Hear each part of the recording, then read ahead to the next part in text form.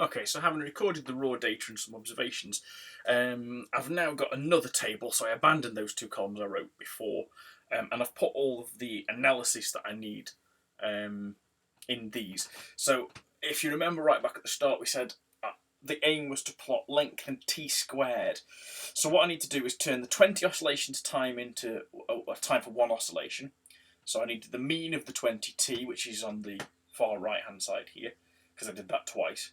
I then need to divide that by 20 to give me the time for one time period, sort of on average.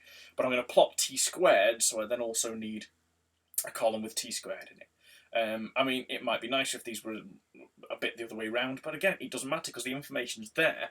And because I've got the trial numbers on the far left, I know exactly which row in the table these correspond to and which length.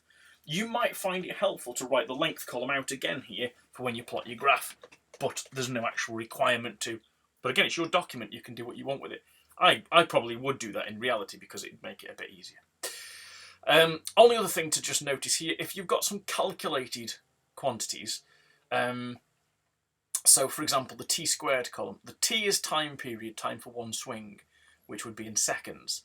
The t-squared therefore needs to be in seconds squared. So although it's calculated from a time, t-squared, the unit needs to match the heading. Okay. Also notice that there are no uncertainties in the headings of these tables. In the raw data, there were uncertainties because all of the times were plus or minus the same amount because of human reaction time. Or the lengths were plus or minus the same amount because they were measured to the nearest millimetre or half a millimetre.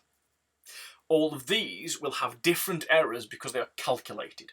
So when we calculate the errors, they will actually go in another column. Could be in this table, but I've done it as a separate table. And each value of t and t-squared and 20t will have its own error calculated separately. So we're going to have to put those in a separate table. But we don't worry about those just yet. Our first job is to process the data, get that graph plotted and see where we end up.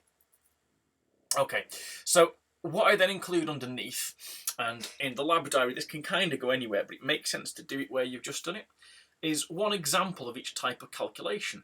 It's not just, I don't just want to see a sum written on the page. It really doesn't mean anything to me.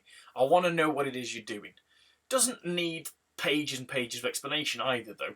Calculation of 20t with the bar over the top. I know that means 20t mean. This is not any specific notation, but I understand exactly what is meant by it. So find the mean average of two repeats. It says it in words. Gives me a calculation. I've just done it once. If I know I can do it once, well, we did the same thing for all the others. This is for an assessment, really. From an assessment point of view, I now know that you know what you're doing. But from a lab diary point of view, somebody who picks this up can go, all right, I see how you've worked these out. I could now carry on and work out the rest if you only got halfway through it. So again, we just need an example, maybe with reference to an equation, as in the case a little bit further down, the calculation for t.